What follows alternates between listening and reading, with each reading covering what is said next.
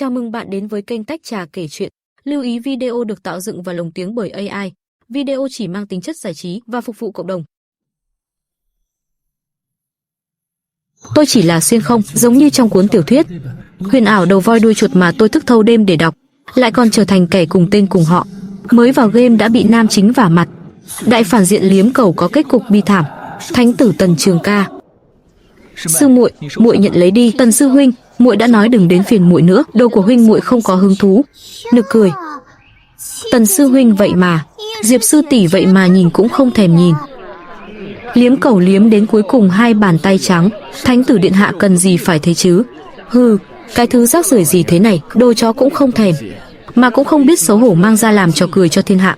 Đến rồi. Lời thoại của nam chính tiểu thuyết. Theo như cốt truyện ban đầu, tôi nên nổi trận lôi đình, sau đó bị hắn sỉ nhục trước mặt đám đông, trở thành đá lót đường cho màn anh hùng cứu mỹ nhân của hắn. Nhưng bây giờ phát hiện tâm thái ký chủ thay đổi lớn. Hệ thống phản diện cá muối kích hoạt. Chỉ cần ký chủ từ chối cốt truyện Liếm Cầu, an tâm nằm ườn làm cá muối là có thể nhận được phần thưởng nghịch thiên. Hả? Nằm không cũng có thưởng? Đây chẳng phải là Donnie đóng giày cho tôi sao? Ký chủ kích hoạt thành công, từ chối cốt truyện Liếm Cầu, phần thưởng thần cấp luyện hóa đạo cốt, có thể lập tức hấp thụ bất kỳ thiên tài địa bảo nào. Hừ, ngươi điên rồi, thất tinh linh dược mà dám ăn sống thế sao? Tần Trường Ca, huynh làm cái gì vậy? Nút thất tử phủ cảnh đỉnh phong nháy mắt bị phá vỡ.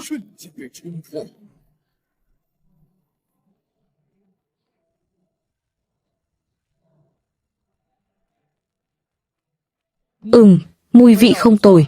Đa tạ vị sư đệ này đã nhắc nhở. Thứ tốt thế này quả thực không nên đem tặng người khác.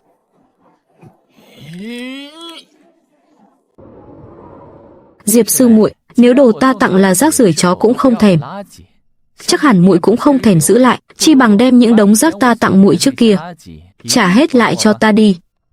Đồ mà chó cũng không thèm, Diệp sư tỷ hình như cũng dùng không ít nhỉ.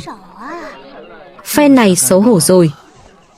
Có một số thứ ta đã dùng rồi, ta sẽ tìm cách bồi thường cho huynh. Không vội, ta liệt kê cho muội một danh sách, tổng cộng 136 triệu linh thạch. Muội cứ từ từ mà trả. Lâm sư đệ, ở đây không có chuyện của đệ.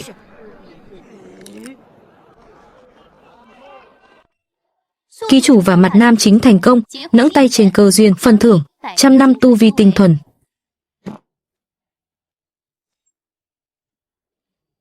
Đây là khí tức đột phá pháp tướng cảnh. Là thánh tử vừa đột phá hồn cung cảnh lại trực tiếp dẫn động pháp tướng thiên kiếp, mau hộ pháp cho thánh tử. Tần sư huynh thật sự quá lợi hại rồi. Ca, vị tần thánh tử đó thực sự lợi hại vậy sao? Tần Trường Ca.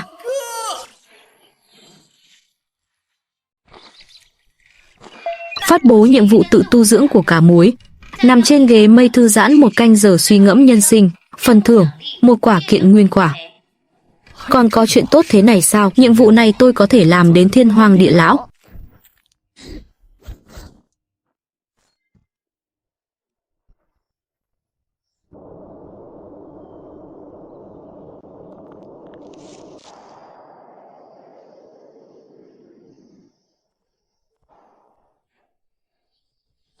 Sao lại là đệ?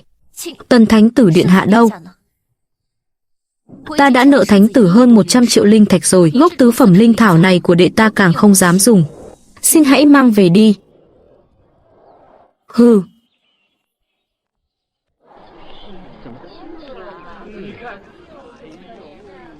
Ha ha, thất phẩm kim liên còn là đồ chó cũng không thèm. Gốc tứ phẩm thảo dược này là cái đống rác rưởi gì chứ? Nhiệm vụ hoàn thành, phần thưởng kiện nguyên quả đã phát.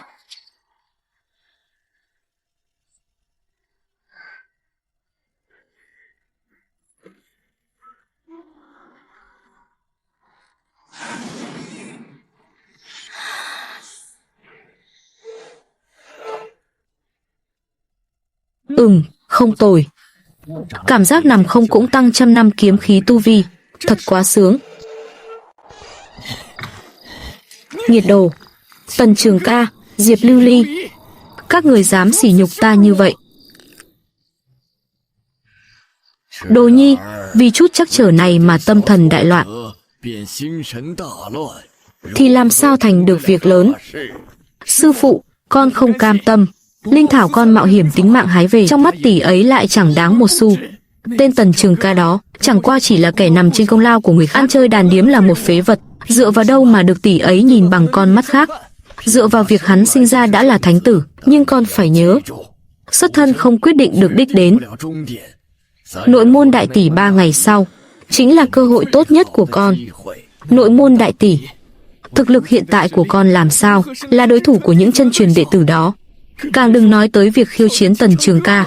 Vi sư có một môn thượng cổ bí pháp, tên là Nhiên Hồn Đại Pháp, có thể giúp con tăng mạnh tu vi trong thời gian ngắn.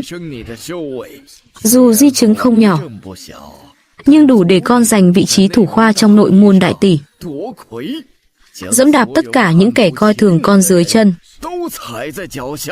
Di chứng thì đã sao? Con thà chết cũng không muốn bị người ta chê cười như một con chó nữa. Diệp Lưu Ly, Tần Trường Ca, các người đợi đấy, ngày diễn ra nội môn đại tỷ chính là lúc Lăng Vân ta rửa sạch mọi nỗi nhục này. Ta sẽ cho các người biết ai mới là thiên mệnh chi tử thực sự. Ây!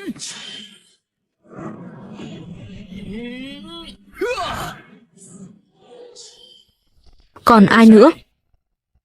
Tên nhóc này thực lực cũng khá, nhưng tính tình quá tàn nhẫn. Không phải phúc của thánh địa ta. Diệp Lưu Ly, Tần Trường Ca, các người thấy chưa? Lăng Vân ta mới là chân mệnh thiên tử. Lăng Vân ta, đệ nhất nội môn, tại đây xin khiêu chiến với thánh tử Tần Trường Ca. Tần Trường Ca, huynh có dám áp chế tu vi để đánh một trận cùng cấp với ta không? Đặt cược bằng vị trí thánh tử này.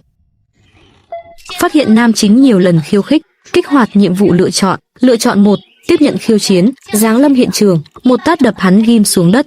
Phần thưởng, thiên giai kiếm pháp, thiên ngoại phi tiên. Lựa chọn 2, phớt lờ khiêu khích, tiếp tục nằm uống trà. Phần thưởng, vô thượng thần thông, đạo pháp tự nhiên. Đánh nhau mệt lắm, đương nhiên là chọn 2, thần thông so với kiếm pháp thì thơm hơn. Thánh tử điện hạ căn bản lười để ý tới hắn. Hắn tưởng mình là ai chứ, mà cũng xứng khiêu chiến thánh tử sao? Đúng là thằng hề tấu hài.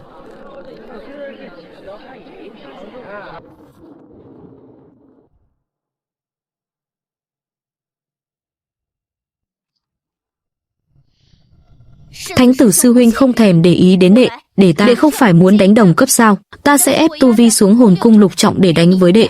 Đệ nhục mạ sư tôn ta, khinh thường thánh tử chính là nhục mạ sư tôn ta. Ta rõ ràng là vì tỷ ấy mới khiêu chiến Tần Trường Ca.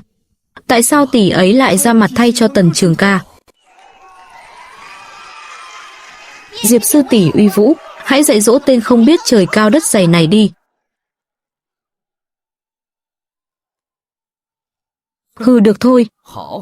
Nếu tỷ đã tự rước lấy nhục, thì đừng trách ta không biết thương hoa tiếc ngọc.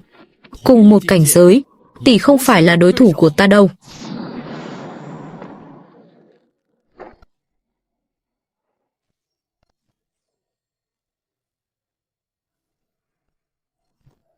Sao có thể chứ, cùng là hồn cung lục trọng, uy lực kiếm chiêu của đệ ta sao lại mạnh như vậy? Một chiêu, chỉ một chiêu.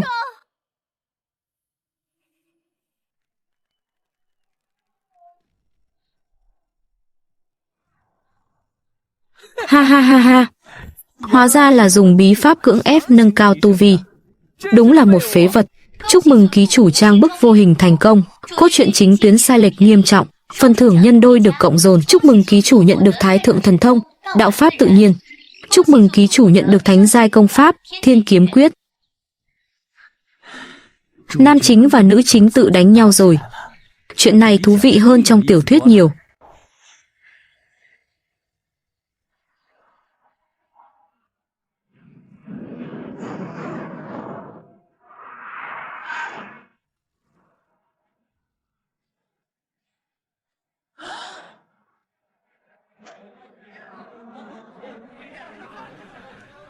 Hắn rốt cuộc là yêu nghiệt bực nào?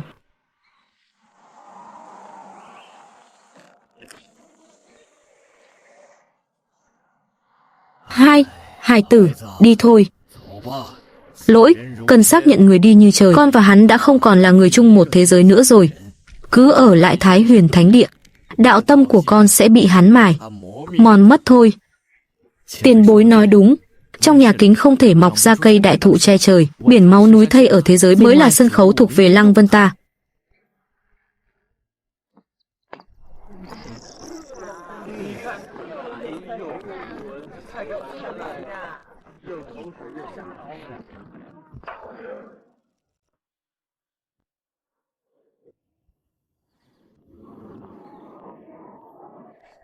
Thánh tử đại nhân, lão phu cho rằng đã đến lúc có thể.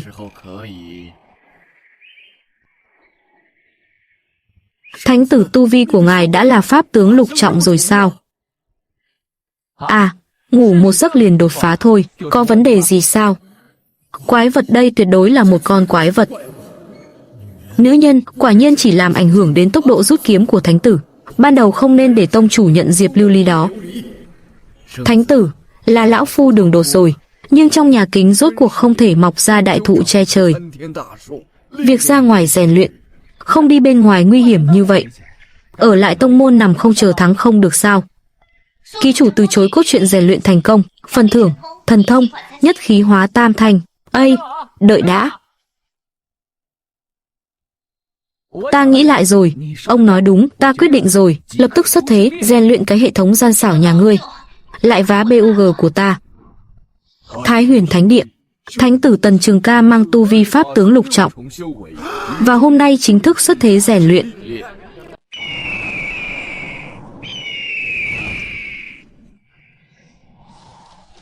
Ngươi chính là Tần Trường Ca, trông như còn chưa tỉnh ngủ ấy. Hôm nay ta Thạch Hoài đặc biệt đến khiêu chiến. Oáp. Tiểu Hắc, phía trước có con ruồi hơi ồn ào.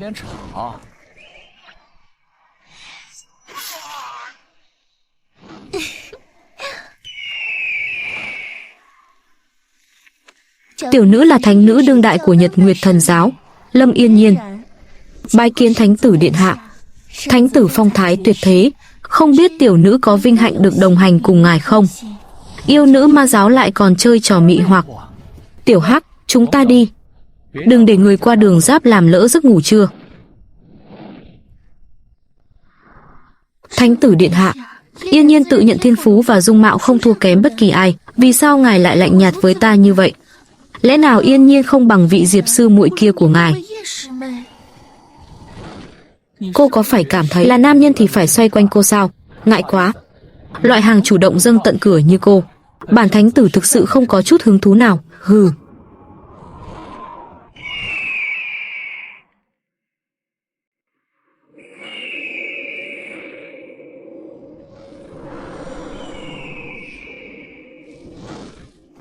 Thánh tử điện hạ, trời nóng khô miệng. Yên Nhiên đã pha một chén túy mộng hồng trà, ngài nếm thử đi. Đây là trà được pha bằng linh dịch ngàn năm đấy, có thể thanh tâm giải nhiệt đó. Cô lại giở trò gì nữa đây? Ta không có hứng thú uống đồ yêu nữ pha. Điện hạ, Yên Nhiên chỉ là có lòng tốt. Ngài nếm thử một chút thôi mà. Nếu có độc, Yên Nhiên sẽ uống trước cho ngài xem. Ta cũng muốn xem yêu nữ này định làm gì. Dù sao ta cũng có cách đối phó. Vị trà cũng không tồi, chỉ là hơi ngọt đến phát ngán. Được rồi, trà cũng uống rồi, cô có thể đi được rồi. Ngài, trong trà này có bỏ thêm thứ gì? Điện hạ, túy mộng hồng trà này dĩ nhiên phải phối hợp với mỹ thuật túy mộng hồng trần mới đủ sự dịu dàng. Điện hạ, chén trà này có hợp khẩu vị không? Nếu ngài thích, Yên Nhiên sau này ngày nào cũng đun cho ngài uống. Không được, lão tử là trai tân thuần khiết, không thể bị yêu nữ dụ dỗ. Cô đừng qua đây. Điện hạ, ngài xem ngài đổ mồ hôi hết rồi kìa. Thư giãn chút đi mà, yêu nữ, nếu cô đã chủ động như vậy. Điện hạ, ngài cuối cùng cũng chịu cần Yên Nhiên rồi. Cô nói xem, nếu làm chuyện thực sự trong huyễn cảnh thì có tính là hủy hoại thanh bạch của cô không? Phát hiện ký chủ vấp phải, công kích ác ý bằng mỹ thuật và dược vật, kích hoạt nhiệm vụ giải quyết nguy hiểm của cá muối, yêu cầu thoát khỏi cám dỗ huyễn cảnh, đánh nát ngọn nguồn mỹ thuật. Phần thưởng: Thánh giai thất tinh trung 200 năm tu vi miễn dịch. Tất cả mỹ thuật và dược vật cao giai. Suýt chút nữa thì toi. Hệ thống, ngươi đến quá kịp thời.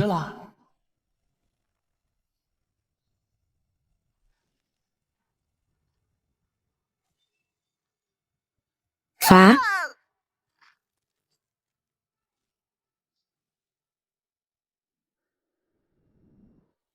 Dùng thuốc lại thêm mỹ thuật, cô quả thực không từ thủ đoạn. Không thể nào túy mộng hồng trà cộng với túy mộng hồng trần. Ngay cả pháp tướng cảnh đỉnh phong cũng bị hạ gục. Sao ngài có thể tỉnh lại được? Thứ trà dở tệ này còn không bằng canh giải rượu thị nữ nhà ta nấu để đỡ ngấy.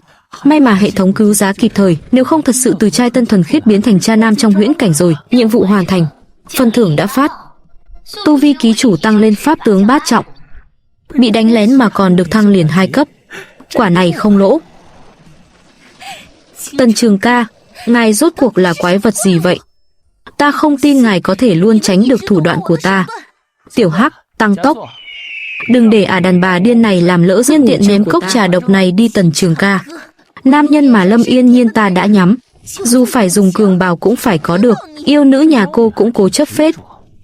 Lần sau còn tới nạp kinh nghiệm thì ta không khách sáo nữa đâu, Tần Trường ca. Cơ duyên đế kiếm lần này, ta tuyệt đối sẽ không để ngài cướp mất.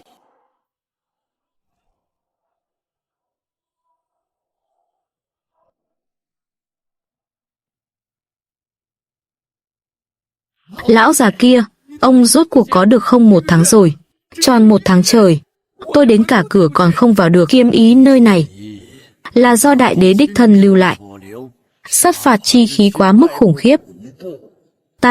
Bản nguyên của ta nay đã tổn hại nặng nề. Thật sự là lực bất tòng tâm. Phế vật. Đúng là đồ phế vật chẳng được tích sự gì.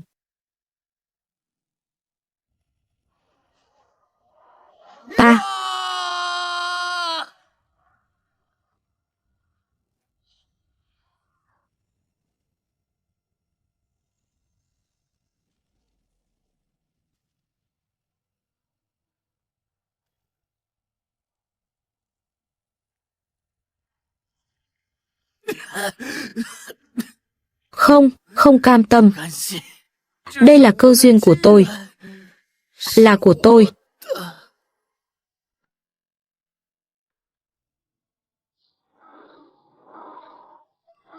Phát hiện cơ duyên đế kiếm trảm thần của nam chính nguyên tác đã kích hoạt quyền hạn luồng VIP độc quyền cho ký chủ, có thể miễn dịch mọi sát thương và cấm chế nơi này. Yêu, đây không phải là Lăng Vân sư đệ, thiên mệnh chi tử của chúng ta sao? Sao lại chật vật đến nông nỗi này?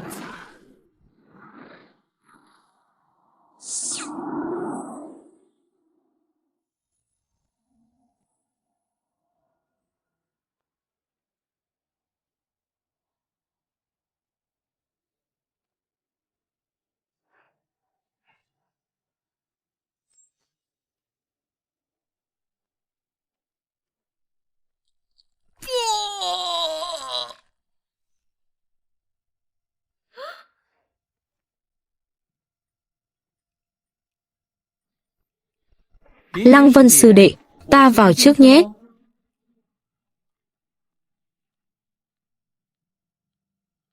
Tần Trường ca.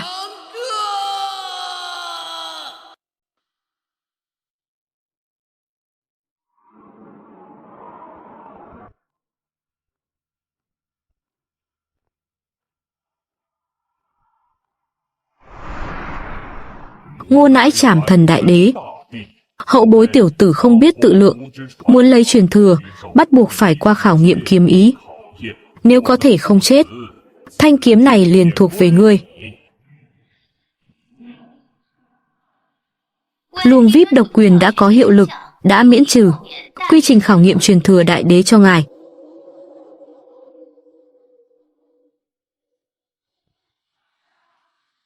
Ngồi xe cút kít mà làm rung chuyển đất trời.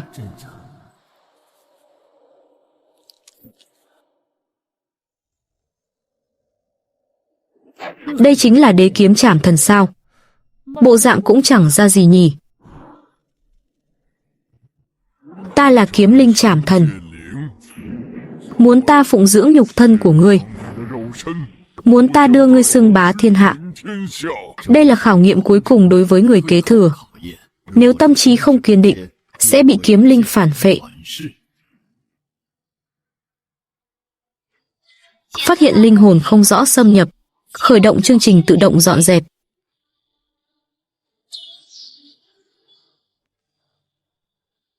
Dọn dẹp hoàn tất, nhận được một thanh đế kiếm vô chủ, kèm theo một bản đại đế kiếm đạo cương mục.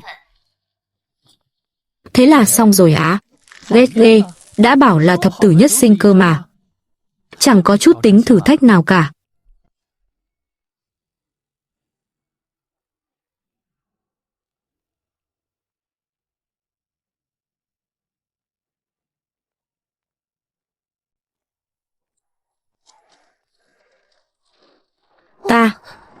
Ta rốt cuộc đã chọc phải một tồn tại khủng khiếp nhường nào. Chúc mừng Thánh tử điện hạ đoạt được thần binh. Ngươi còn chưa đi sao? Nghị lực khá đấy. Này, tỉnh lại đi, đừng giả vờ chết nữa. Của tôi, đó là cơ duyên của tôi. Trả lại cho tôi. Của ngươi trên thanh kiếm có khắc tên ngươi sao? Thua chính là thua. Phế vật thì phải có giác ngộ của phế vật chứ. Nhớ kỹ, cái gọi là cơ duyên của ngươi trong mắt ta chẳng qua chỉ là món rác rưởi tiện tay nhặt nhạnh bên đường.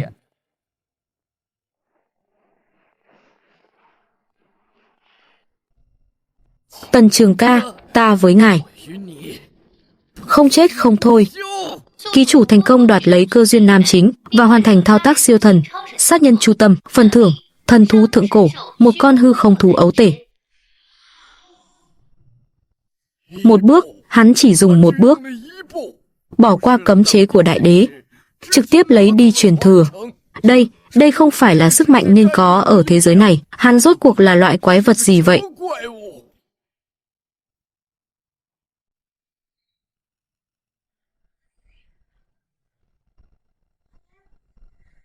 Ngày tháng như thế này mới gọi là sống chứ.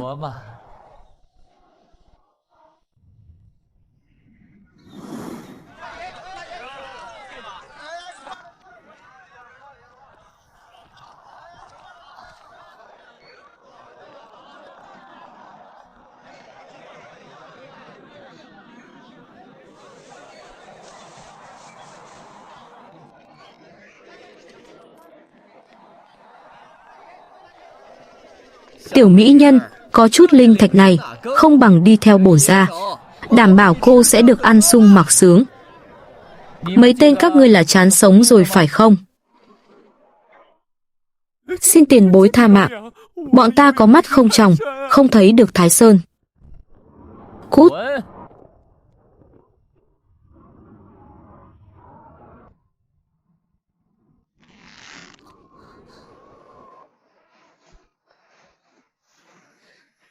Linh thạch nợ ta, chuẩn bị đến đâu rồi?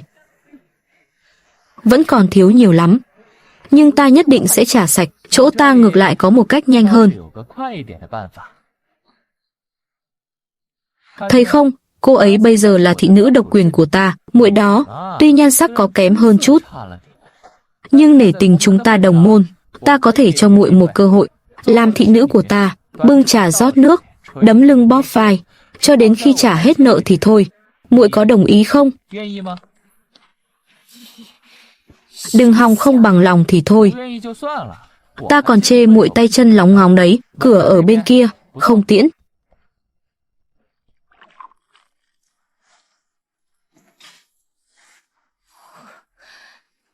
Không biết nhục.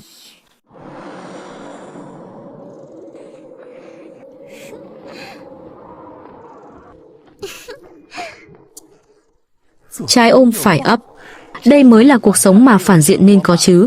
Chúc mừng ký chủ thành công đạt thành tựu ẩn song nữ chủ hầu hạ. Cốt truyện đã sụp đổ hoàn toàn. Đang phát phần thưởng, thể chất hỗn độn thức tỉnh. Đang phát phần thưởng, một bản đồ lưới thần bí. Lỗi, cần xác nhận thiên cơ các.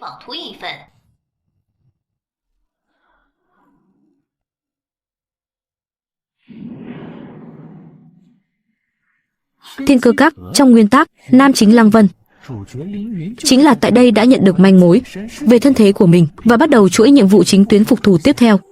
Bây giờ Ư Tiểu Hắc chuyển hướng đến Thiên Cơ Các.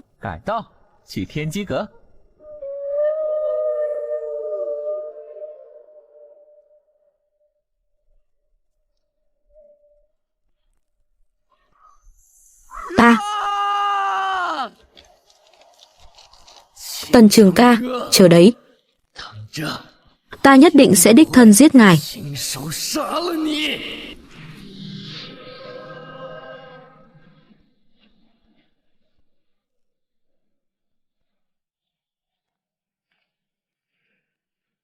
Quả nhiên, với tư cách là phản diện thiên mệnh, cơ duyên này, những thứ gọi là khảo nghiệm đối với ta chỉ như thùng rỗng kêu to. Bí ẩn thân thế của Lăng Vân chẳng qua chỉ là một đứa con rơi bị vứt bỏ. Nhàm chán, nhưng một tin tức khác được nhắc đến trong ngọc giản này ngược lại khá thú vị. So với cái thân thế hư vô mờ mịt kia, thì thanh đế kiếm này mới là món hời thiết thực. Lăng Vân à Lăng Vân, cơ duyên của ngươi, ta đành nhận thay vậy.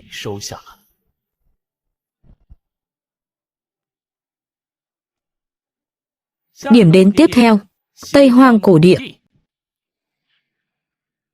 Đồ Nhi, chấn chỉnh lại tinh thần đi, vi sư đã đốt cháy tàn hồn. Bói toán cho con tìm ra một tia sinh cơ rồi. Sinh cơ đan điền con đã nát, đạo tâm đã hủy, còn bàn chuyện sinh cơ làm gì? Không sâu trong Tây Hoang cổ địa, có một di tích của thượng cổ sát phạt đế quân. Sát phạt chi khí ở đó vô cùng cương mãnh, chính là nơi tuyệt vời để con đúc lại đạo, phá vỡ để đứng lên mạnh mẽ hơn. Nếu có thể lấy được đế kiếm truyền thừa trong đó, thành tựu của con sẽ vượt xa trước đây. Tây Hoang cổ địa được. Tần Trường ca, ngài cứ đợi đấy.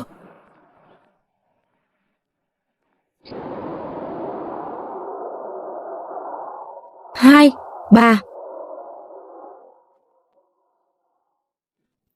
Hai cô cứ ở lại đây, đừng làm rộn sát phạt. Đại đạo bên trong, đối với ta rất có lợi, nhưng đối với cảnh giới chưa tới như hai cô, thì lại là độc dược chết người.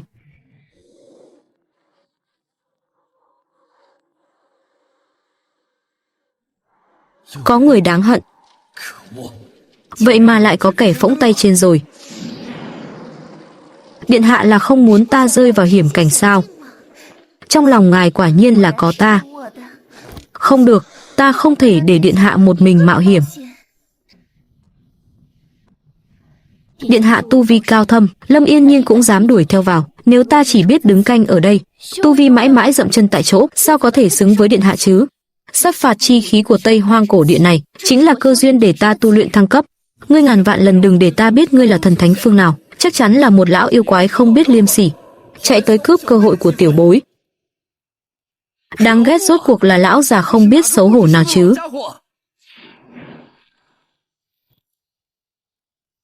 Điện hạ, ngài thật sự không hiểu phong tình gì cả. Ê, tiểu huynh đệ có thấy một vị công tử mặc áo đen cực kỳ tuấn tú không? Ngươi gọi ai là tiểu huynh đệ hả? Nữ nhân yêu diễm thế này, cho dù so sánh với Diệp Lưu Ly cũng chẳng kém phần. Thế nào gọi là cực kỳ tuấn tú, có đẹp trai bằng ta không? Đúng là có một vị công tử khá tuấn tú đi qua đây, vậy hắn đi đâu rồi?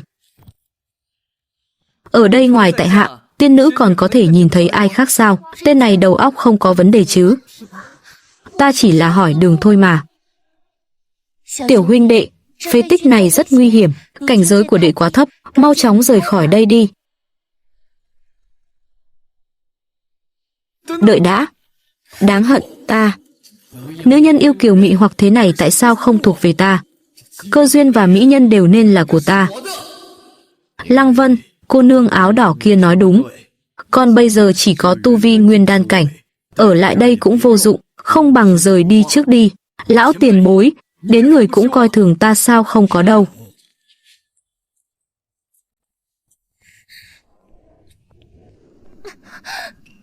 Điện hạ, không phải đã bảo cô đợi bên ngoài sao? Sao cô lại theo vào đây? Sát phạt chi lực ở đây cô không chịu nổi đâu. Ngài ấy đang quan tâm ta. Điện hạ trong lòng không lạnh lùng như bề ngoài, còn bảo mình đứng đợi ngài ấy nữa. Ây da, đúng là xấu hổ chết đi được.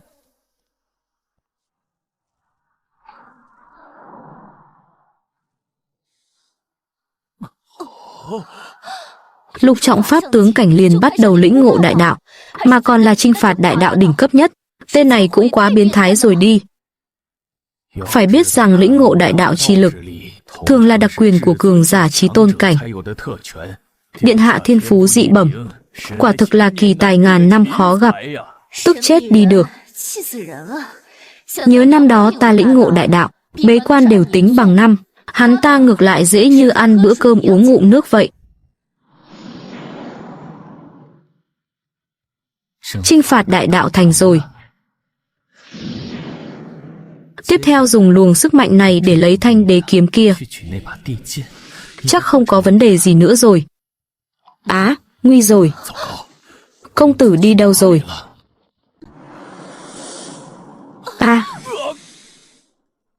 Hả?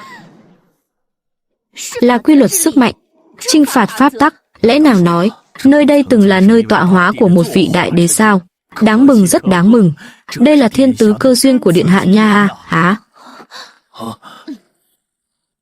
Đây chính là nơi tọa hóa của chinh phạt đại đế. Nghe nói, trong nguyên tắc nam chính bị cao thủ viện trưởng đánh đuổi nhiều lần, cuối cùng lại hôn mê một cách khó hiểu, tỉnh lại thì liền nhận được sự công nhận của đế kiếm.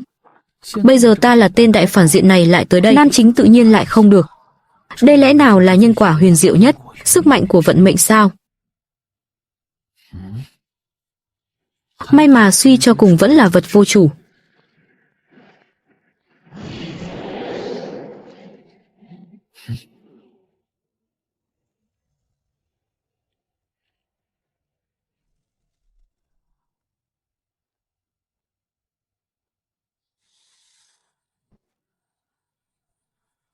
Hừ, đã trầm lặng lâu như vậy rồi, vậy cứ để ta đưa ngươi ra ngoài mở rộng tầm mắt nhé.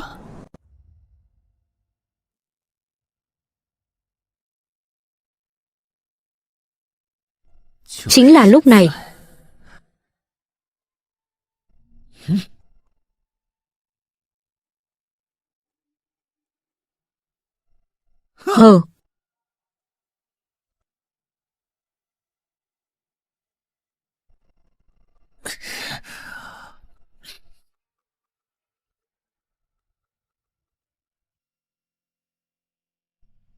quả nhiên là ở đây.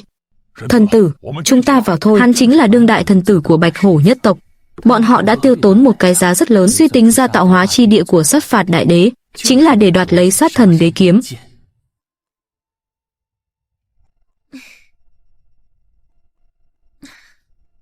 Thần tử, nữ tử này đẹp quá. Nơi này là tạo hóa chi địa của sát phạt đại đế, tại sao nữ tử nhân loại này lại ở đây? Nhân loại, tại sao ngươi lại ở đây? Liên quan gì tới các người? Ngươi nữ tử nhân loại, không được vô lễ.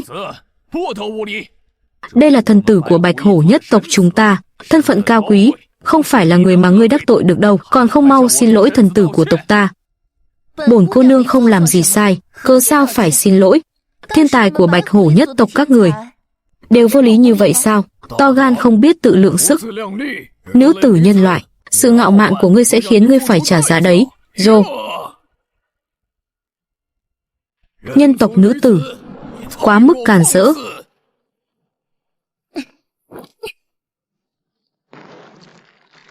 Không ổn.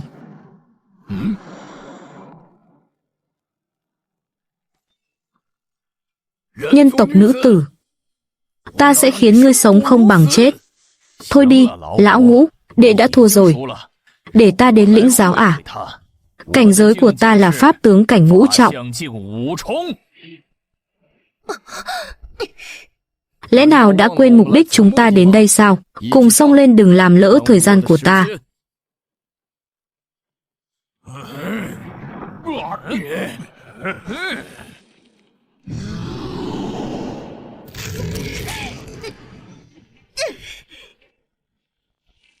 Đừng nương tay, trực tiếp tóm gọn lấy hả? Thánh tử điện hạ.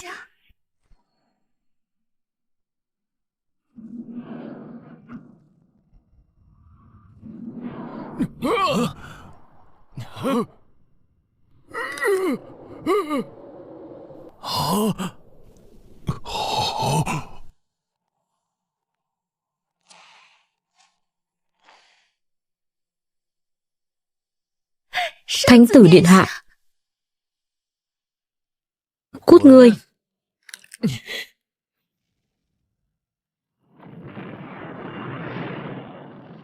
Á, a.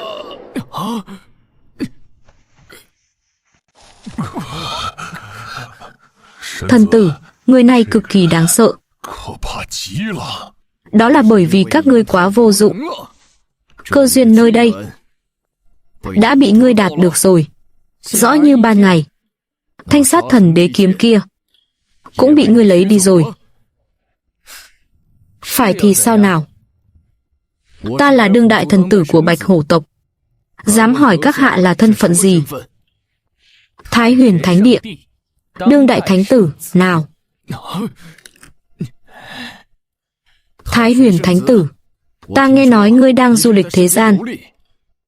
Ta muốn khiêu chiến với ngươi, chúng ta không bằng thêm chút tiền cược. Ngươi thắng liền có thể đạt được sát thần đế kiếm. Thế nào?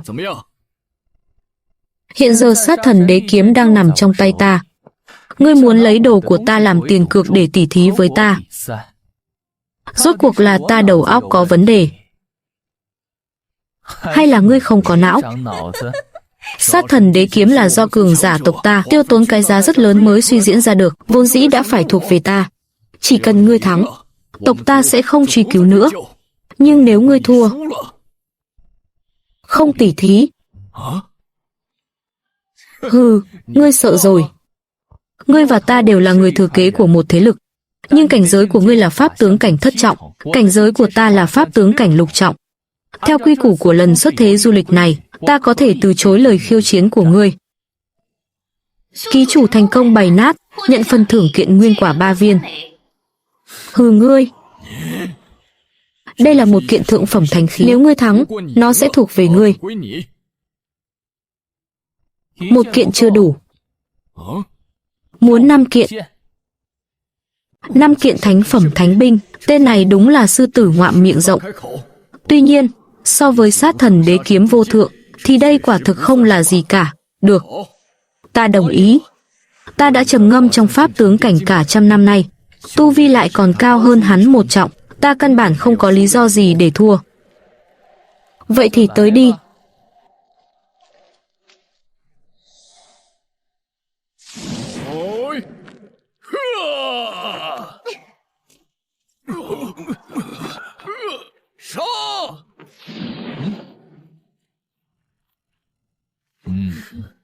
Nghe nói Bạch Hổ thần tử thế hệ này là thần tử có tư chất yêu nghiệt nhất trong lịch sử Bạch Hổ nhất tộc. Bây giờ xem ra, quả thực danh bất hư truyền nha. Vị Bạch Hổ thần tử này vậy mà cũng đã lĩnh ngộ được sát phạt đại đạo từ trong pháp tướng cảnh. Những lão già như chúng ta thật là không theo kịp rồi. Đúng vậy, hơn nữa nghe nói lần này trong nhất tộc, những tồn tại còn yêu nghiệt hơn hắn vẫn còn có mấy người. Trận tranh giành thịnh thế lần này e là sẽ vô cùng đặc sắc đây. Thịnh thế chi tranh, với tình hình của Nhật Nguyệt Thần giáo hiện nay, căn bản không ôm hy vọng gì. Có vẻ như yên nhiên chọn theo vị Thái Huyền Thánh tử này là đi đúng một nước cờ mạo hiểm rồi. Hừ, ta đã lĩnh ngộ được sát phạt đại đạo trong pháp tướng cảnh. Thái Huyền Thánh tử, ngươi làm sao mà thắng ta? Mau mau giao nộp sát thần đế kiếm ra đây. Sát phạt đại đạo chứ gì? Kiểu như ai mà chẳng biết vậy.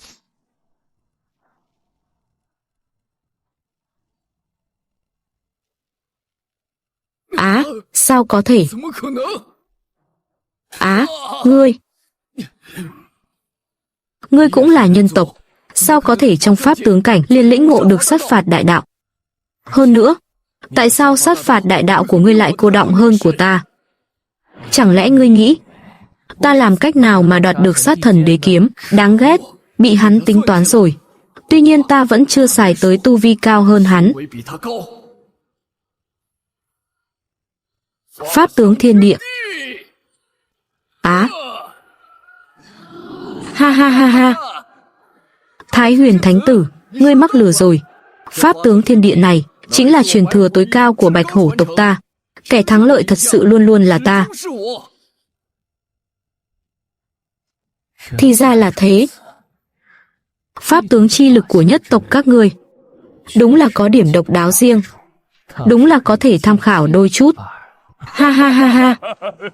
Thần tử chân thần hư ảnh này vừa xuất thế, cho dù là chí tôn cảnh cũng phải lui bước 3 phần. Tên Thái Huyền Thánh Tử đó chết chắc rồi. Đúng thế, thần tử nhất định có thể chém giết được hắn, báo thù rửa hận cho chúng ta. Đây chính là thực lực thực sự của tuyệt thế thiên kiêu sao?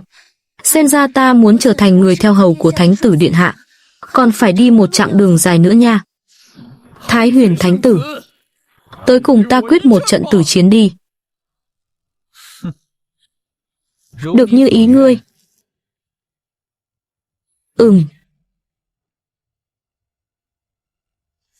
À.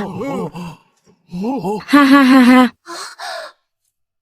Ha ha ha ha ha ha ha ha. Thái Huyền Thánh Tử cũng thật là buồn cười.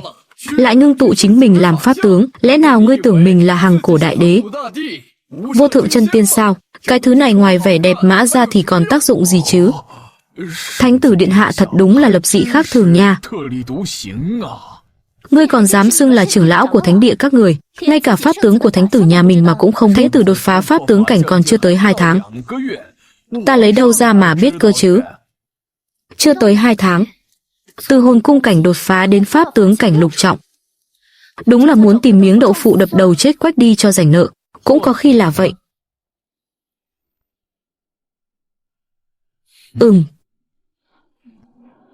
Ha ha ha ha.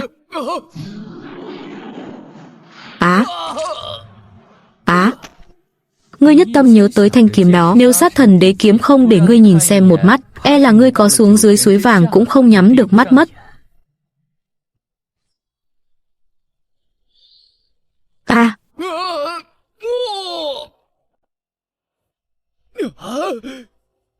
Dừng tay.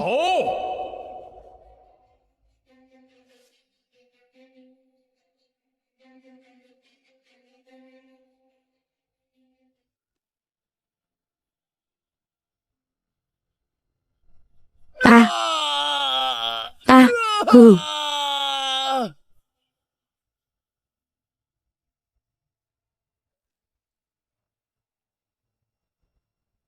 Đường là Bạch Hổ thần tử mà cũng chỉ có chút tài mọn này thôi sao? Căn bản chưa đủ gãi ngứa cho ta.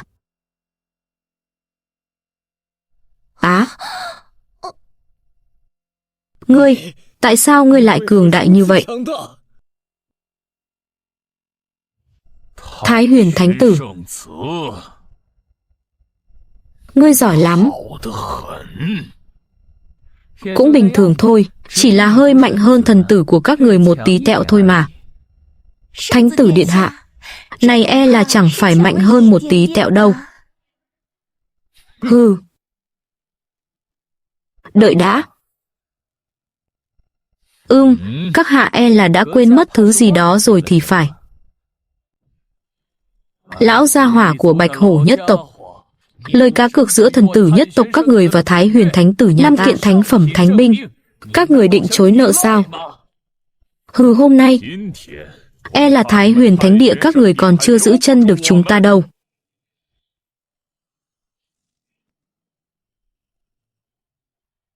Sao nào? Các hạ vẫn còn cảm thấy mình có thể giữ chân được chúng ta sao? Nói vậy là các người định ăn quỵt à? Hừ, đúng thế. Chúng ta không đưa thì sao nào? Chỉ vì 5 kiện thánh binh, Thái Huyền Thánh Địa các người dám toàn diện khai chiến với Bạch Hổ nhất tộc ta sao? Bạch Hổ nhất tộc hiện tại lại càng sống càng thụt lùi rồi. Cái hành động không biết liêm sỉ này sẽ không sợ làm mất mặt mũi của chân thần Bạch Hổ các người sao? Nhật Nguyệt Thần Giáo, Tử Cơ, bái kiến Thánh Tử điện hạ. Ta chỉ là thấy gai mắt, những kẻ nói một đằng làm một nẻo, lật lọng cháo trở thôi. Tử Cơ trưởng lão khách sáo rồi. Sư tôn, yên nhiên làm rất tốt. Dám lớn khẩu khí thật. Dựa vào một tên bát trọng chí tôn mà cũng dám xen vào chuyện này, chúng ta căn bản không coi ra gì. Cho dù ta chỉ là bát trọng chí tôn, thì cũng còn biết nhục hơn loại chí tôn đỉnh phong huênh hoang kiêu ngạo nào đó. Muốn tìm chết.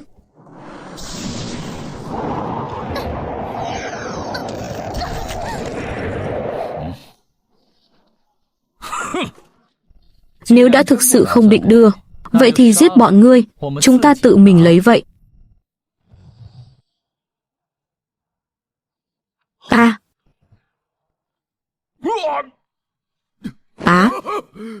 Chuyện này, đây là khí tức của chuẩn đế.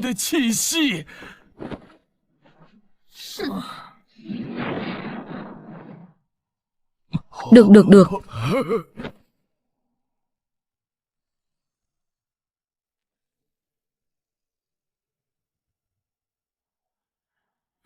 Tiền bối bớt giận, bọn ta tình nguyện dâng lên thánh binh. Ngoài 5 kiện tiền cược, bọn ta còn thêm 1 kiện nữa, coi như tạ lỗi với Thái Huyền Thánh Tử vì sự vô lễ vừa rồi. Có phải là sớm như vậy thì tốt hơn không?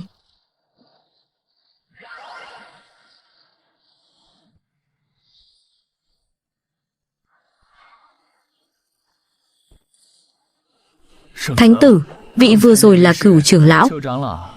Ngươi không cảm thấy khí tức của vị đó có hơi quen sao? Là vị Thái thượng trưởng lão đó. Thánh địa lại phái loại lão quái vật thế này tới bảo vệ hộ đạo, vậy mà còn giấu giếm ta. Đợi một chút. Thánh tử còn có gì sai bảo nữa không? Các người là xin lỗi ta rồi. Vậy còn họ thì sao hả?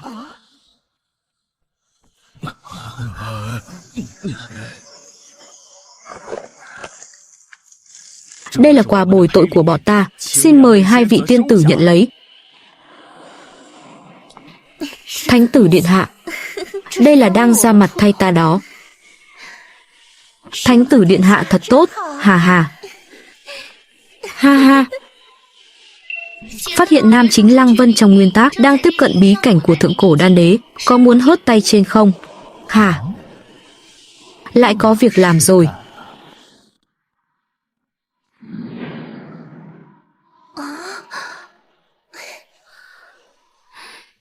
Thánh tử điện hạ, chuyện lần này đa tạ ngài rồi. Đấy là những gì cô nên nhận được. Những thứ này là Bạch Hổ tộc đền bù cho các người, hãy cầm lấy đi.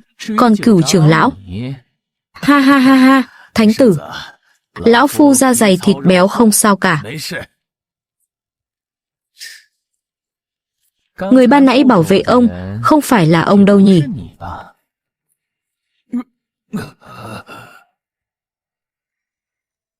Được rồi, cầm đi, coi như phí tổn thất tinh thần. Phát hiện nam chính Lăng Vân trong nguyên tắc đang tiếp cận bí cảnh của thượng cổ đan đế, có muốn hớt tay trên không? Lựa chọn 1, lập tức đi hớt tay trên cơ duyên của nam chính, có thể nhận được truyền thừa cả đời của đan đế. Lựa chọn 2, từ bỏ hớt tay trên, tiếp tục du sơn ngoạn thủy, có thể nhận được 1 viên chú nhan thần đan. Chuyện này còn phải chọn sao? Dĩ nhiên là đi trêu ghẹo tâm lý của nam chính rồi. Kế hoạch có thay đổi, không đi Trung Châu nữa, đi Bắc Mạc. Ồ, Bắc Mạc ư? Thánh tử, cái nơi chim không thèm ỉa đó, chúng ta đến đó làm gì? Đi lấy một món đồ, vốn dĩ thuộc về ta.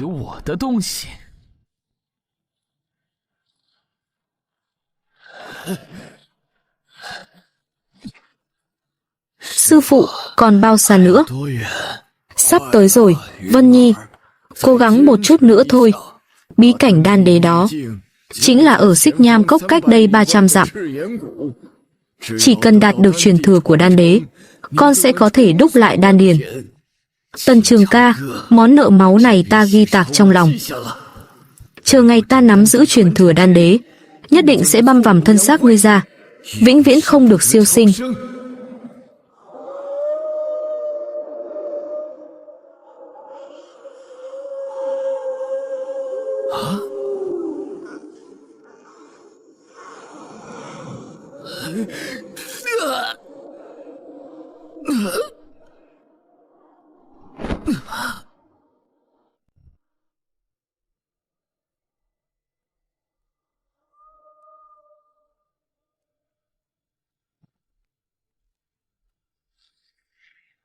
Thánh tử, hỏa độc trường khí của Xích Nham Cốc này cực kỳ lợi hại, ngay cả cường giả chí tôn cảnh cũng không dám xông bừa.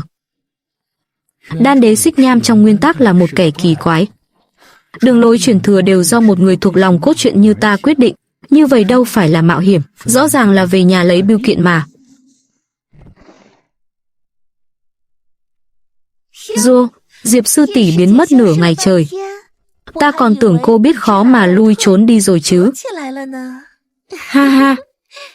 Trên đường dọn dẹp một vài tai mắt và cạm bẫy do Lăng hơi chậm trễ một lúc. Điện hạ, ta bồi ngài. Ta cũng đi. Các người đi vào chỉ nộp mạng thôi. Đợi ở bên ngoài.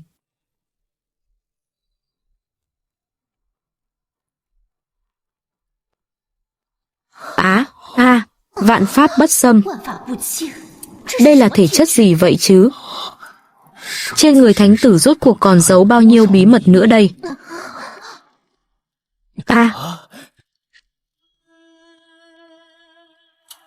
Sư phụ, chướng độc này con không vào được. Đừng lo, vi sư ở đây có một hạt tị hỏa châu. Có thể giúp con chống đỡ một lúc. Nhưng năng lượng của hạt châu có hạn. Con nhất định phải đi xuyên qua đó trong vòng nửa canh giờ. Nửa canh giờ là đủ rồi. Tần Trường ca ta mới là thiên mệnh chi tử. Truyền thừa đan đế này nhất định phải là của ta. Nhanh, phải nhanh hơn nữa. Tuyệt đối không được để hắn đến trước ta.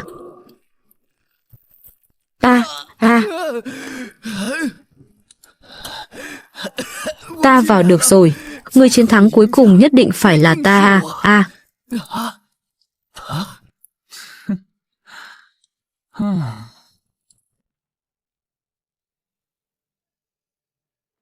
Hậu bối, muốn đạt được truyền thừa của ta, hãy trả lời 3 câu hỏi. Phát hiện có khảo nghiệm truyền thừa. Luồng VIP độc quyền đã được kích hoạt, tự động lựa chọn đáp án chính xác cho ngài. Chọn C. Tiếp theo.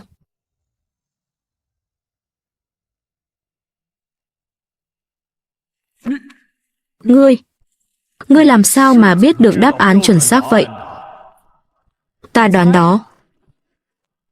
Đoán không thể nào. Phát hiện hỗn độn thể bên trong ký chủ khế hợp vô cùng cao với truyền thừa. Bắt đầu tiến hành tự động dung hợp. Tiến độ thức tỉnh hỗn độn thể thăng tiến đến 10%.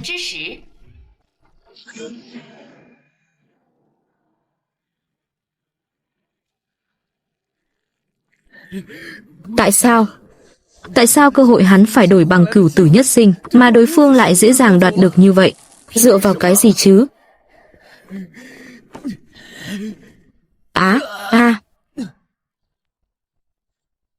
Xem kìa, mạng cũng cứng phết. Này, tỉnh lại, đừng có giả vờ chết.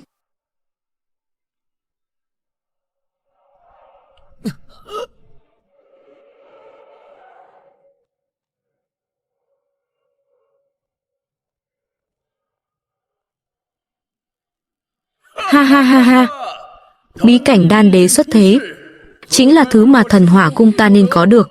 Kẻ bên trong cốc cút ra đây chịu chết đi.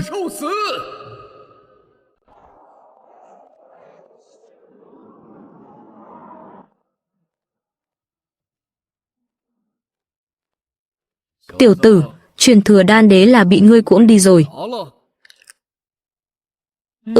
Vận khí tốt chút thôi. Vận khí tốt hả?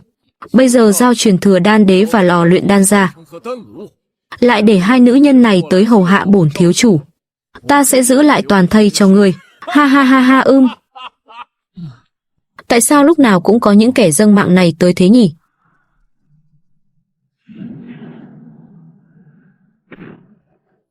Chết tiệt, đỡ cho bổn thiếu chủ. Không ổn, đỡ không nổi. Mau xông lên cùng nhau ra tay. Một tên nhãi danh làm sao lật lọng bầu trời cho được.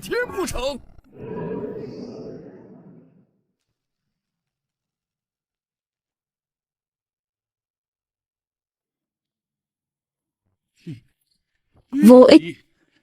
Một nhóm tinh anh của thần hỏa cung cùng mấy vị cường giả chí tôn vậy mà bay màu hết. Hắn rốt cuộc là quái vật gì vậy?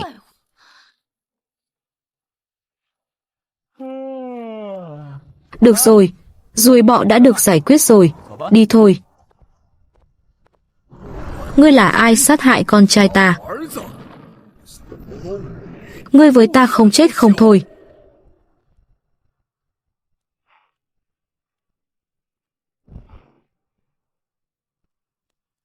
À, phần thiên chi diễm là phần thiên chi diễm của đan đế. Sao có thể như vậy?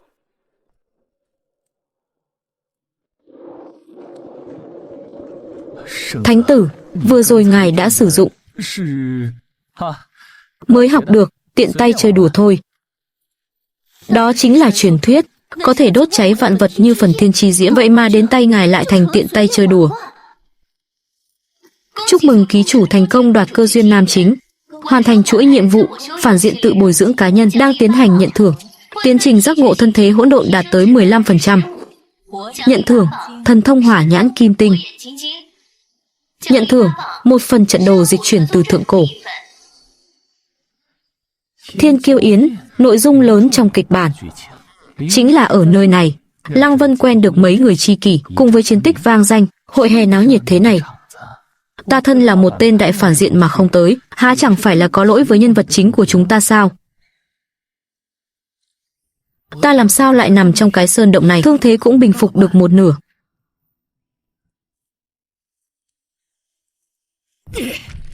Tần Trường Ca, ngươi tưởng rằng ta sẽ cảm tạ ngươi sao? Ngươi cũng xứng sự ngạo mạn của ngươi che đậy bằng sự ban ơn. Vân Nhi, bỏ đi. Chúng ta đấu không lại hắn đâu hai. Ha ha ha ha, bỏ đi. Sư phụ, đến sư phụ cũng muốn từ bỏ con sao? Con không cam lòng. Thiên Kiêu Yến Đông Châu, Thiên Kiêu Yến sắp bắt đầu rồi. Tần Trường Ca chắc chắn sẽ đến. Ta sẽ ở nơi vạn người chú mục ấy, quang minh chính đại mà, thằng hắn dẫm nát mọi sự sỉ nhục ngày xưa dưới chân.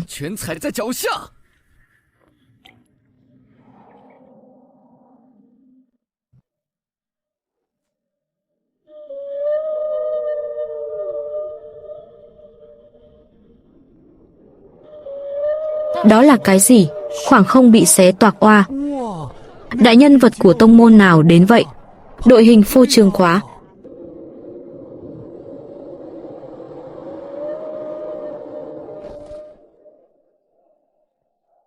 Hai vị tiên tử là người của tông môn nào vậy? Tại hạ là thiếu chủ Thái Nhất Kiếm Tông, Tiêu Phàm. Này, ngươi là tôi tớ của bọn họ đúng không? Ngươi nói đúng rồi, ta chỉ là một người hầu. Ha ha ha. Cũng biết điều đó, chỉ cần để hai vị tiên tử cùng đi bồi ta vài chén, thì ta cho ngươi vào.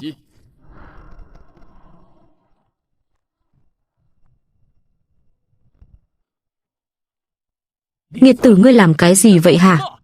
Thái Nhất Kiếm Tông, Tiêu Viễn Sơn bái kiến Thái Huyền Thánh Tử điện hạ. Thái Huyền Thánh Tử, kẻ trong truyền thuyết sát phạt quyết đoán, đột phá như một bước lên trời, kẻ mang theo dị tượng đến bất cứ nơi nào, ta lại xem hắn như một kẻ dưới người. Thôi xong rồi, toang rồi. Con trai ông bảo ta chỉ là một tên sai vặt. Thánh tử điện hạ, là cẩu tử của ta có mắt không tròng, nếu ngài muốn giết hay lóc xương lột da, Tiêu mẫu cũng tuyệt không nửa lời oán thán. Thôi đi, con nít thì biết cái gì, nhưng mà Thiên Kiêu Yến này hình như có vẻ không chào đón. Chào đón chứ, đương nhiên chào đón. Chắc chắn chào đón, thánh tử điện hạ có thể đến đây, là vinh hạnh của tệ xá chúng ta. Lăng Vân, ta thề với trời, những sự sỉ nhục mà các người gây ra cho ta trong quá khứ, một ngày nào đó ta sẽ bắt các người trả gấp trăm vạn lần món nợ này. Cũng sẽ chẳng còn bao lâu, ta sẽ tự tay kéo nhà ngươi từ vị trí thánh tử cao cao tại thượng kia xuống, một cú ngã thật đau đớn. Tần Trường Ca, ngươi khiến ta trở thành trò cười. Ta cũng sẽ không để ngươi được yên ổn. Tuy ngoài sáng ta đánh không lại, nhưng ngay tại Thiên Kiêu Yến này, có vô vàn cách để khiến ngươi thân bại danh liệt. Cút cút cút, Ăn mày từ đâu chui ra vậy? Ta là nội môn đệ tử của Thái Huyền Thánh Địa, tại sao không thể vào Thái Huyền Thánh Địa? Nhìn lại mình đi, cút ngay. Dừng tay, ta thấy tiểu huynh đệ này ánh mắt kiên nghị, bất phàm. Hắn là vị khách do chính ta mời đến, cho hắn vào đi. Cảm ơn công chúa giải vây. Thuận tay thôi. Ta tên Mộ Dung Tuyết, công tử xưng hô thế nào tại hạ? Lăng Vân. Lăng Vân công tử, ngươi cũng là đệ tử của Thái Huyền Thánh Địa, tại sao lại bị chặn lại ở ngoài cửa? Công chúa có điều chưa biết, tại hạ vì có chút tài năng, nhưng không muốn khuất phục trước một số quyền quý nên liên tục bị Tần Thánh Tử đả kích. Hắn cướp cơ duyên, phá hủy đạo cơ của ta, nếu không ta đã sớm thành khúc xương khô dưới mổ. Lần này đến đây chính là muốn tại Thiên Kiêu Yến tìm lại công đạo. Lại có chuyện này sao? Tần Trường Ca thân là thánh tử, tâm tính sao lại bá đạo như vậy? Lâm công tử cứ yên tâm, ta nhất định sẽ chủ trì công đạo giúp người. Chư vị, cha ta đã đặc biệt mời mang đến trí bảo của tông môn Vân Tâm Thạch, có thể khảo sát được tiềm lực và đạo tâm của người tu luyện.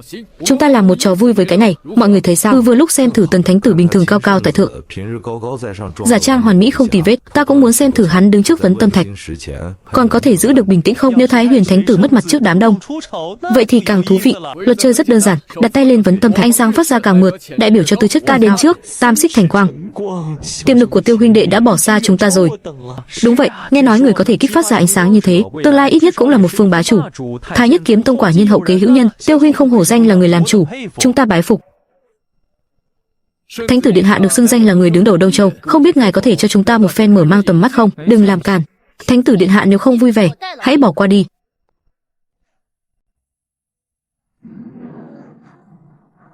Tử sắc tím rực rỡ chính là truyền thuyết chỉ tư chất bậc đại đế mới có thể làm dị tượng dâng trào. Trời ạ, ánh sáng này lại cao tới tận 10 trượng sao?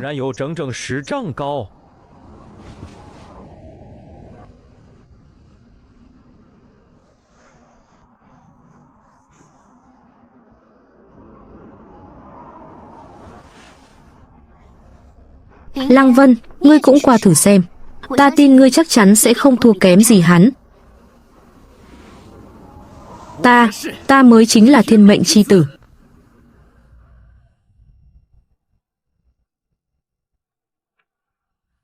Có như thế thôi sao? Ta còn tưởng tuyệt thế thiên tài cỡ nào chứ.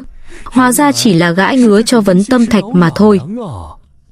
Ánh sáng hồng sắc, phế linh căn hạ đẳng nhất đó, tới tư cách để làm môn đệ thấp nhất e rằng cũng không có cơ. Thật đúng là cười chết ta đi được. Nghe giọng nói vừa nãy hùng hổ lắm mà. Ta còn tưởng sẽ làm phát nổ được cả Vấn Tâm Thạch cơ chứ. Kết quả cũng chỉ lóe được một cái dở sống dở chết thế kia. Mộ Dung sư tỷ lần này đúng là nhìn nhầm người rồi. Phế vật như vậy mà cũng xứng để tỷ tự mình đi động viên sao? Đúng là làm ô uế cả cặp mắt. Được rồi, đừng để bị mất mặt ở đây nữa, mau đi xuống đi, đừng làm lãng phí thời gian của mọi người. Phát hiện đạo tâm nam chính bị phá hủy, trọng điểm cốt truyện nghiêm trọng đi sai lệch, phần thưởng cộng dồn. Đang phát phần thưởng, hỗn độn thể tiến trình tỉnh giấc đạt tới 20%. Đang phát phần thưởng, thượng cổ thần thông phá vọng chi nhãn. Khối đá này, để ta thử xem sao. Chỉ hy vọng là ngươi có thể chịu đựng được nó.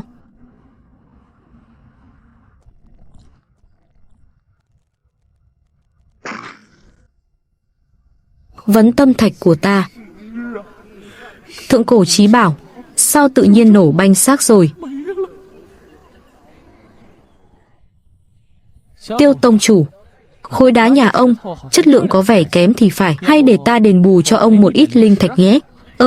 Hắn vậy mà muốn đòi đền bù kìa. Chuyện này mà là muốn đền bù sao? Rõ ràng là đang răn đe. Răn đe ta. Thái Nhất Kiếm Tông đối với hắn ngay cả một con kiến hôi cũng không bằng. Cái danh Thái Nhất Kiếm Tông hắn chưa bao giờ coi trọng. E là kết cục với đống bột dưới chân kia không chênh nhau là mấy. Không được, tuyệt đối không thể được. Trải qua ngày hôm nay, thế gian này không còn Thái Nhất Tông nữa. Không cần đền. Là do khối đá phàm này không thể chịu nổi sức mạnh thiên tư vô song của Thánh tử điện hạ. Đó chính là vinh dự của nó. Yêu nghiệt đây mới đúng là yêu nghiệt. Chúng ta cả đời này bám đuổi theo cái thiên phú đó. Trong mắt hắn, ngay cả tư cách khiến hắn phải nghiêm túc nhìn lại cũng không có. Chúng ta với hắn thực sự căn bản không phải người chung một thế giới mà. Đó là sự khác biệt. Tôn Ti, hóa ra khoảng cách giữa chúng ta lại xa đến vậy. Ta lại cứ luôn ảo tưởng chính mình là thiên mệnh chi tử. Nực cười là trước mặt hắn, Ta ngay cả tư cách để là đối thủ cũng không xứng. Tất cả những gì ta có cũng chỉ như một câu chuyện cười mà thôi. Lăng Vân, là ta nhìn lầm ngươi. Tại sao? Tại sao có thể như thế chứ? Vân Nhi, con đã thấy rõ chưa? Con và hắn đã không còn là người ở chung thế giới nữa rồi. Bỏ qua đi, hận thù của con sẽ không bao giờ có thể báo thù được đâu. Sư phụ, cả người cũng muốn bỏ rơi con sao? Đúng vậy. Không báo thù được nữa. Nếu đã không báo thù được nữa, vậy thì chúng ta cùng nhau chết đi. Tần Trường ca, cho dù có là chết, ta cũng phải lôi theo ngươi xuống cõi âm cùng ta.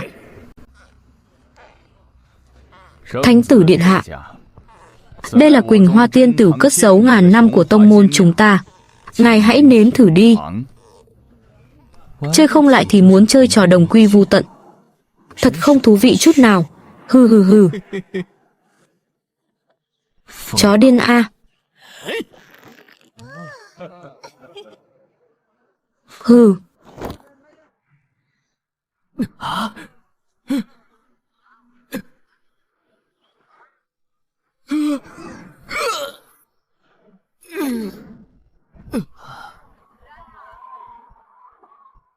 Anh, ban nãy vừa xảy ra chuyện gì vậy?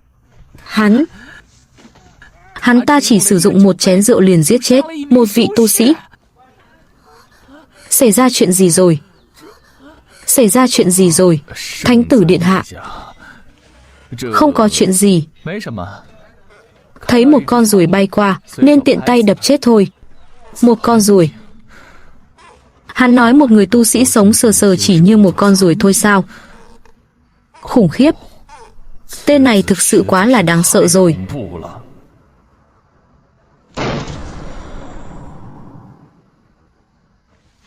Ngươi chính là Thái Huyền Thánh Tử. Tần Trường ca. Có việc gì sao? Đem cái lò luyện đan ngươi cướp được từ đan đế bí cảnh giao ra đây.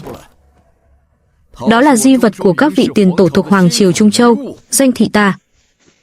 Cả ngươi nữa, Diệp Lưu Ly. Vị hôn thê của tam đệ ta. Chơi đủ rồi, hãy theo ta trở về nhà đi. Tranh hùng trượng kiếm. Kẻ tới không hề có ý tốt. Bổn hoàng tử đang hỏi ngươi. Ngươi bị điếc sao? Hảo lời nói người của Trung Châu Hoàng Triều không ngờ lại thối đến như thế. Trước khi ra ngoài đã xúc miệng bằng phân rồi đấy à? Làm can dám bất kính với đại hoàng tử của ta. Tìm chết. Hư muốn động vào thánh tử. Phải bước qua ải này của ta đã. Doanh Thiên, hôn sự của Diệp Lưu Ly ta. Chưa tới lượt doanh thị của Hoàng Triều các ngươi quyết định. Diệp Lưu Ly, ngươi chớ quên. Ngươi là người mà tam đệ Doanh Thiên ta đã lấy sinh mạng bảo hộ. Đại Càn Thần Triều muốn từ hôn. Ngươi phải xem Hoàng Triều danh thị chúng ta có đồng ý hay không. Ta không biết ngươi đang nói cái gì hết hừ. Bây giờ đi theo ta. Còn về phần ngươi, Tần Trường ca, giao lò luyện đan ra, tự chặt hai tay. Bổn hoàng tử sẽ không đoạt mạng ngươi. Mở miệng là nói lò luyện đan của dòng họ Doanh. Thế ngươi thử gọi nó một tiếng xem nào. Đại khái nó không nhận người làm chủ đâu. Cường giả đoạt bảo. Sao cần phải có chứng cớ? Ồ, có ý là miễn cưỡng rồi. Nói sớm đi nha, muốn có cái lò luyện đan.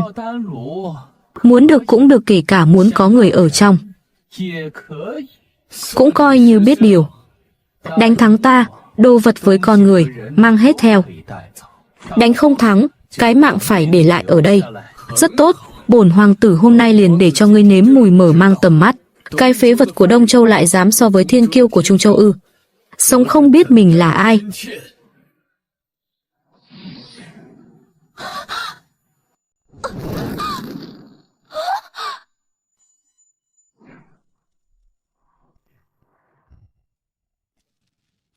Sao có thể chứ?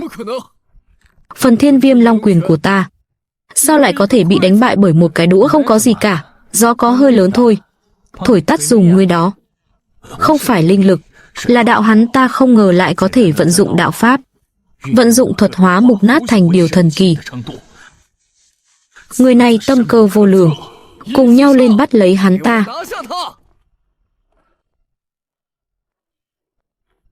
Thánh tử, lùi lại mau, danh thị Trung Châu. Thật uy phong, các người nghĩ Thái Huyền Thánh Địa ta không có ai nữa hay sao á? Á? Á?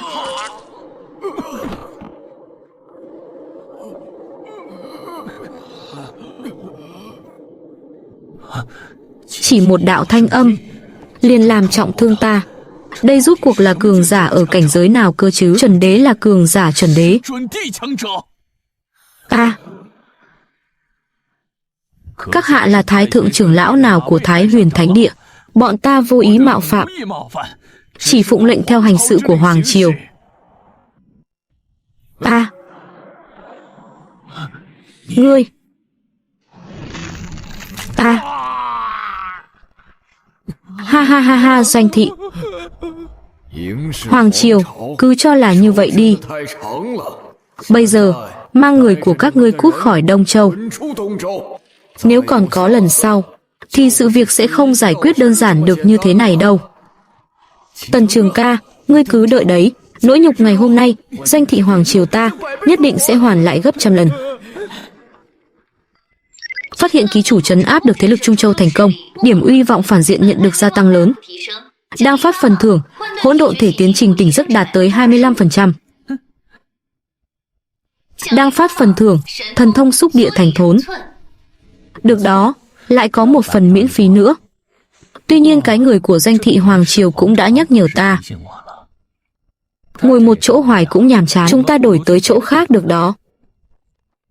Điểm tới tiếp theo. Trung Châu. Danh thị Hoàng Triều tổ địa. Thánh tử, ngàn vạn không được. Trung Châu là địa phận của Danh thị Hoàng Triều. Chúng ta đi tới đó có khác gì tự chui đầu vào lưới đâu. Đúng thế, Thánh tử điện hạ. Danh thị Hoàng Triều, cường giả trùng trùng. Ngài hãy suy nghĩ cho kỹ lại. Trường ca, mạo hiểm như vậy. Ây, sợ gì cơ chứ, người ta không quản dặm ngàn, từ xa xôi chạy tới đây dâng mạng. Chúng ta được xem là bậc tiền bối, như thế nào lại không thể không ban cho một đặc ân đây? Chuyện này gọi là đặc ân sao? Đây rõ ràng là tự chui vào chảo để bị nấu. Với lại, các người nghĩ rằng cái tên gọi là Danh vô đạo kia, sao lại cứ muốn lò luyện đan kia bằng được? Đó không phải là di vật của các vị tiền tổ thuộc Hoàng Triều của hắn ta sao?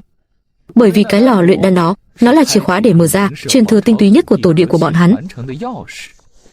Hắn ta không chỉ muốn đi tới đó, hắn ta là định muốn đào mộ tổ tiên của người ta lên. Tấm bản đồ trận này là có thể trực tiếp thông với Hoàng Triều Danh thị tổ địa đấy. Nó sẽ giúp chúng ta giảm được thời gian di chuyển. À, xong đời rồi, có lẽ phải đi cùng cái tên nhóc tiểu tổ tông này một chuyến.